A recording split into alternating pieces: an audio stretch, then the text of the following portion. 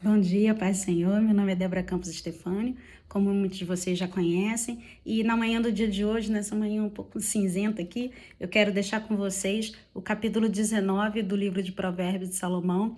E inicialmente talvez você ache e acredite que seja muito parecido com o capítulo 17, e realmente é, mas eu quero te encorajar aqui a aprender e a entender a diferença como você vai agir e reagir quando vier essa pessoa, né? Ou quando você tiver que lidar com, falar, né? Com essa pessoa. Então, na manhã do dia de hoje, a gente já teve uma aulinha a respeito disso, quando você ouve uma palavra de repente um pouco mais ríspida, né, mais grosseira, se você vai de pronto falar ou não. A Bíblia fala, e Tiago depois lá na frente, né, a gente já aprendeu, que nos ensina que a gente tem que ser tardio em irar-se, né, e tardio no falar, não ser precipitado. E aqui Salomão, no livro de Provérbios, capítulo 19, nos fala a respeito disso. Depois, se você quiser fazer um link, né, lembrar, dá uma pesquisada aí no YouTube. Então, vai procurando aí, há 2 vídeos atrás, né, que foi o 17, e que fala também sobre finanças, né? Mas aqui eu quero te ensinar a ação e a reação a respeito dessas coisas. Vamos lá? O vídeo não ficar muito longo. Capítulo 19 diz assim: melhor é o pobre que anda na sua integridade do que o perverso de lábios e tolo. O que adianta, né? Ele ser, apesar dele ser rico, ou extremamente rico, né? Ele ser pobre. Pobre de vida, pobre de espírito, pobre profissionalmente, ministerialmente falando, não vai adiantar de nada. Ele não vai servir para nada, né? Por mais que ele tenha todo um dinheiro razoavelmente bom para investir em alguma coisa, mas ele é tolo, ele não tem sabedoria, ele não sabe o que fazer a respeito disso. E agora eu queria que você pulasse para o 4. Junto comigo diz assim: as riquezas multiplicam os amigos, mas ao pobre o seu próprio amigo o deixa. Nossa, como a gente sabe e conhece casos assim, né? Talvez a sua versão seja um pouco diferente, eu vou ler novamente. As riquezas multiplicam os amigos, mas ao pobre o seu próprio amigo deixa. E a gente tem visto muito isso nos cenários nos dias de hoje, né? A gente olha de repente pelas ruas e vê pessoas que foram abandonadas porque perderam seus empregos, são pessoas já sozinhas na vida, né? Perderam já os seus familiares de repente muito cedo, perderam os seus bens, né? As suas finanças, e aí foram para as ruas. Né? E ela, na maioria das vezes, quando são sozinhas, porque não tem uma família, ou porque a família os abandonou, né? Ou por causa, de repente, de uma enfermidade, ou porque não podiam custear, não podiam ajudar em casa, e o pai expulsou, ou por causa de uma rebeldia, uma discussão, de repente, muito boba, né? Tola, e a pessoa vai pra rua. E aí, se você parar pra pensar, sempre tem um cachorrinho do lado, né? Então, o amigo do pobre, ele abandona, a não ser que seja aquele amigo mais chegado que um irmão, né? Que é o 1717, que a gente já até aprendeu, que é Jesus, né? A gente sabe que pai, mãe, pode se esquecer, pode te abandonar, o marido, seja quem for, mas há um amigo mais chegado que o irmão. E a Bíblia nos ensina, nos fala a respeito disso, e nós entendemos que é Jesus. E a gente entende isso quando a gente lê o 4. As riquezas multiplicam os amigos. Quem não quer ser amigo de um rico, de um milionário, de um famoso? Você pode ser convidado para as grandes festas, grandes banquetes, muitas selfies, muitos likes, né? Basta dizer nas redes sociais e tirar retrato e demonstrar que você é amiga de uma digital influencer, né? De uma atriz, de uma artista tão famosa, né? De uma cantora tão famosa. E as riquezas multiplicam os amigos, mas ao pobre o próprio amigo o deixa. E a gente vê isso, né? Nos dias de hoje, Salomão já falava há muito tempo atrás. E agora eu queria que você pulasse para o 6. Ao generoso, muitos o adulam, e todos são amigos do que dá presente. Olha, na empresa, hein? Na área financeira de uma empresa, ou no RH de uma empresa, porque você está precisando ser bem remunerado, bem colocado, de repente ministerialmente falando, ou na família, porque você precisa de uma herança, você precisa ser ouvido na família, ser bem visto como sábia, né? Como inteligente. O 6 diz assim: ao generoso, muitos o adulam.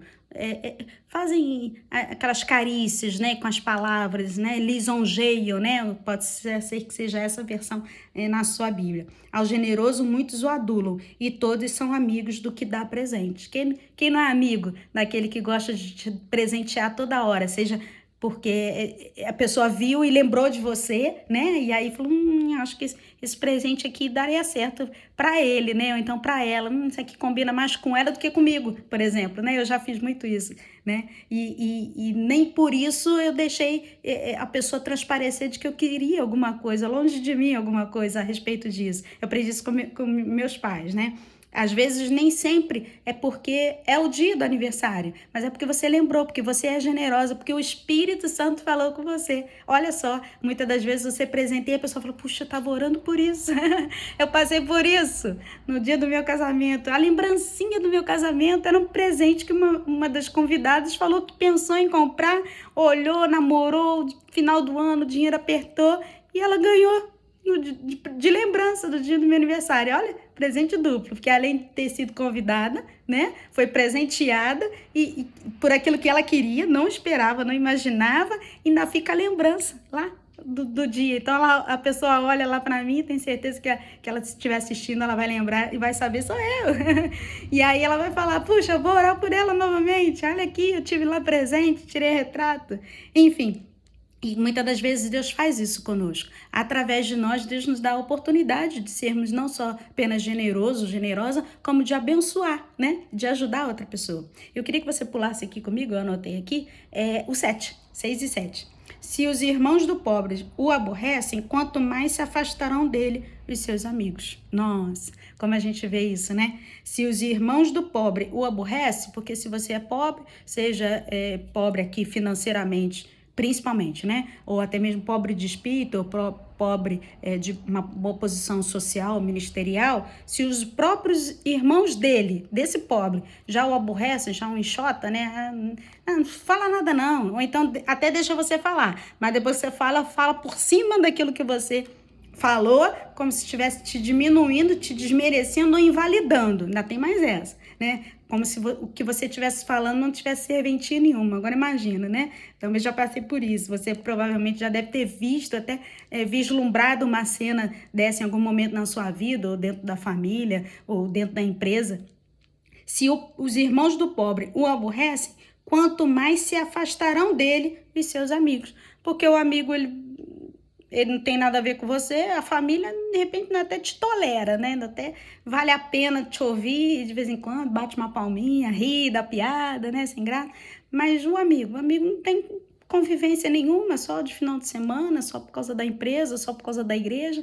Então, quanto mais longe, melhor, né? Vamos dizer assim. É assim que eles vão fazer. E aí, queria que você pulasse para o 10, junto comigo, diz assim: ao insensato não convém a vida regalada.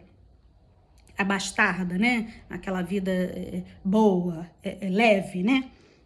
Ao insensato não convém a vida regalada, quanto menos ao escravo dominar os príncipes.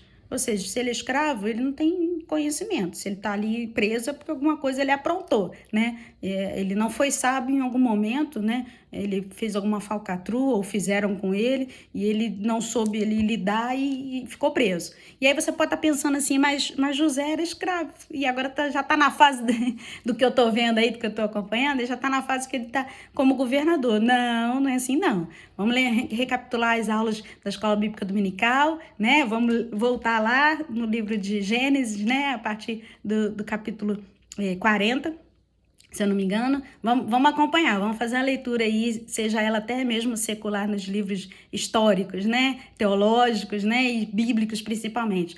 José, ele está como governador, ele foi governador, mas ele nunca foi escravo. Diferente, por exemplo, de Daniel. Daniel era nobre, né? Eu já até preguei sobre isso, dá uma pesquisada aí no YouTube. Daniel, ele foi nobre, só que durante o período do reinado do rei Nabucodonosor, ele foi escravo, ele foi preso, né? Ele foi levado cativo, né? E lá ele governou, e o restante da história você já conhece, né? Tanto não apenas Daniel, que era nobre, né? Letrado, a Bíblia fala, como os seus amigos também, né? E todos depois passaram por tudo aquilo que a gente já conhece sobre a fornalha. E aqui, eu quero me atentar a respeito disso, está mais fresquinho aí na sua mente.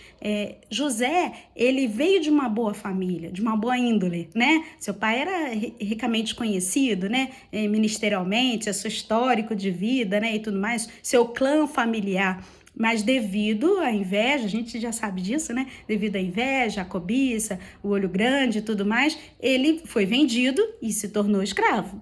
E aí Deus, né, ouviu o seu clamor, né, cumpriu o período que ele precisava ali. A gente entende isso historicamente, até porque que Deus permitiu isso tudo que acontecesse, né? Muito menino, muito jovenzinho, vem cá, eu vou te exaltar, mas espera aqui mais um pouquinho. E depois, sim, ele se torna governador. Então, ele não era escravo, diferente daqui. Não confunda, por favor, por gentileza.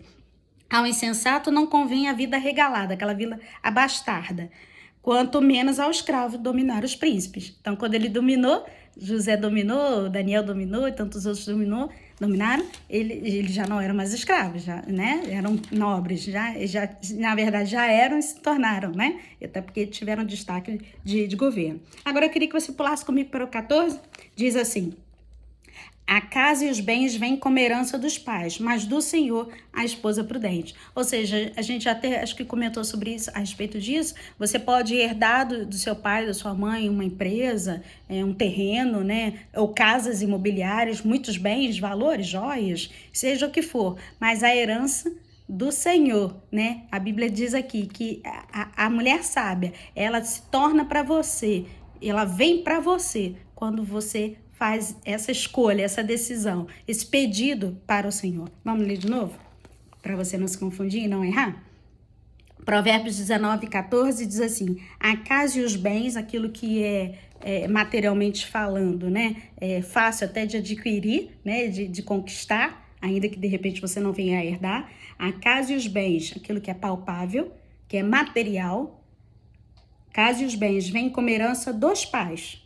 Às vezes até do avô, quem sabe, né? De um tio. Mas do Senhor, a esposa prudente. Aquele bem físico também, né? A esposa, aquilo que é real também, mas que ela é prudente, que vem agora com a sabedoria que a gente vai aprender lá na frente da mulher sábia, né? Que é o finalzinho, que a gente, na verdade, já vinha aprendendo. Ela vem do Senhor. É do Senhor que você busca isso. E aqui a esposa, o esposo, o amigo, né? Um bom emprego vem do Senhor, provém do Senhor. E agora eu queria que você pulasse comigo para o 17, que diz assim: quem se compadece do pobre, ao Senhor empresta, e este lhe paga o seu benefício. Por isso que muitos falam assim: ah, muito obrigada, Deus lhe pague. Né? A gente lembra isso automaticamente. 17 diz assim: quem se compadece do pobre, ao Senhor empresta, e este lhe paga o seu benefício. Ou seja, quando você realmente se compadece, porque às vezes a gente faz no automático, né? Deu vontade, você vai lá para chamar atenção, para publicar, a gente vê muito isso, né? Alguns artistas, algumas pessoas fazendo, e às vezes até amigo meu fazendo, eu já passei por isso, você percebia que a pessoa estava fazendo porque você estava ali e queria mostrar para você, né? Mas enfim, aí você vai entender, agir, reagir, saber lidar com esse tipo de pessoa. O 19, 17 diz assim, que é o último que a gente vai finalizar aqui. Quem se compadece do pobre, ao Senhor empresta, né? Na verdade, você se compadece, você dá, você não vai cobrar, né? Não vai exigir, né? Não vai usurpar, não vai lá e humilhar e falar, mas naquele dia eu te dei. Você não vai fazer isso, né? Ao Senhor empresta. E este mesmo Senhor, né? É que paga o seu benefício. Então aqui você pode ter todos os seus dons, todos os seus talentos, né? A gente até canta sobre isso. Meus dons e talentos são pra ti, Senhor. Meus dons preciosos são teus. Não vejo razão da minha vida sem ti. Tu és meu Senhor e meu Deus. Você pode ter todos os seus dons, todos os seus talentos, mas se não estiver todos eles voltados, né, direcionados para aquilo que o Senhor tem feito e quer fazer com você, através de você, por você, para que você seja usado, né, como um farol que brilha à noite, como ponte sobre as águas, como abrigo no deserto. Esse instrumento não vai adiantar de nada, né? O dom você adquire, né? É genético, né? Falando, já nasceu com ele, você, né? O talento você pode simplesmente aprender a desenhar, aprender a pintar, você paga por isso, entende-se, né? Que você adquire e até aperfeiçoa o dom que você já tem, né? Então, na manhã do dia de hoje, fica aqui essa chavinha, né?